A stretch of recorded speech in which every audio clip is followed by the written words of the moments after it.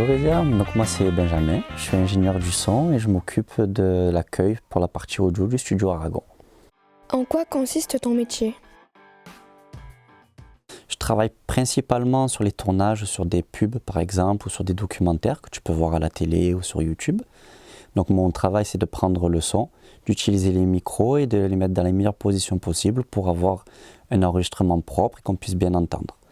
Et ici au studio, du coup, je travaille principalement sur les enregistrements, soit de musique pour les chanteurs ou les musiciens, soit sur des podcasts pour des gens qui veulent enregistrer des programmes, des reportages ou des documentaires audio.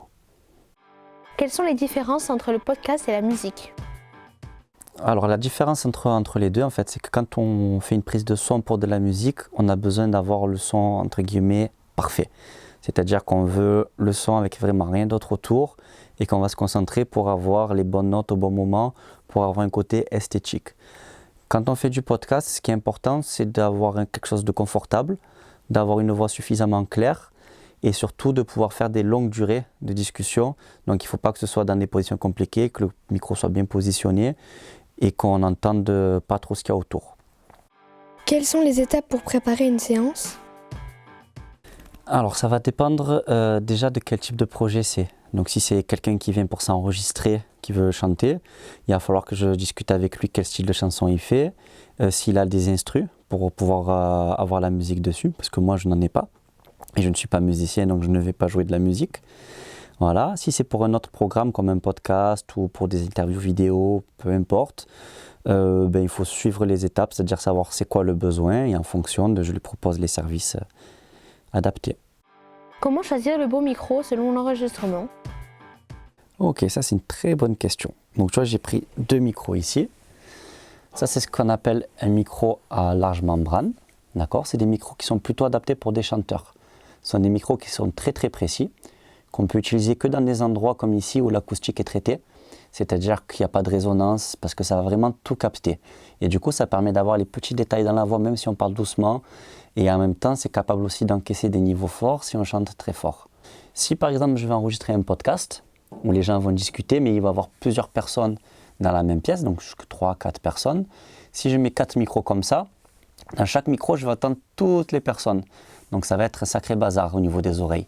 Du coup, on va utiliser des micros qui sont ici, qui sont un peu moins précis, un peu moins chers, mais qui sont surtout avec des tubes comme ça de longueur qui permettent d'avoir beaucoup moins le bruit qu'il y a autour. C'est-à-dire que ce micro, si je vais parler très très proche, tu vas m'entendre bien comme il faut, mais si je vais parler ici, à côté, tu vas presque plus rien entendre. Et comme ça, quand il y a plusieurs personnes, tu vas entendre principalement la personne qui parle.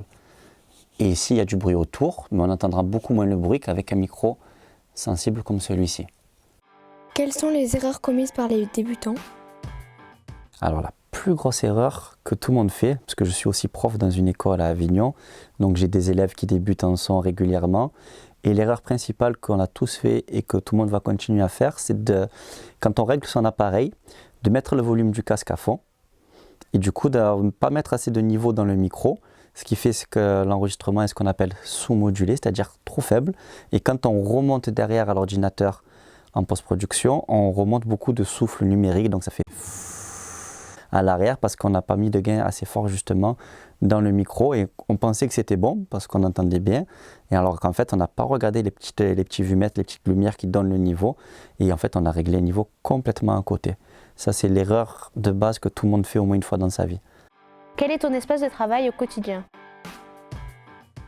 Alors le quotidien on va dire au studio parce que quand je suis en extérieur en tournage j'ai pas vraiment de régie, je porte tout sur mon dos et je dois me débrouiller avec pour aller prendre le son. Et quand je suis au studio ici on est sur un équipement plutôt minimaliste parce que c'est un studio qui se veut de petite taille. Donc on n'enregistre pas des grands groupes mais souvent des personnes seules ou 1 ou 2 personnes.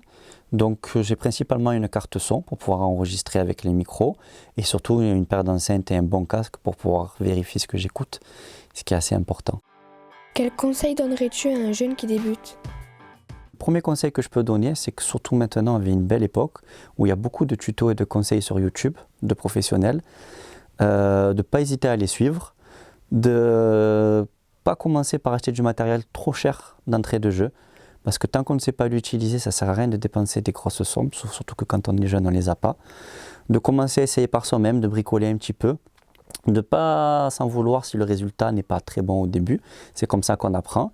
Et une fois qu'on est sûr qu'on aime ça et qu'on a envie de continuer, d'en faire son métier ou vraiment sa passion à fond, de ne pas hésiter à se faire former dans des établissements prévus pour pouvoir justement avoir après toutes les connaissances nécessaires pour bien travailler.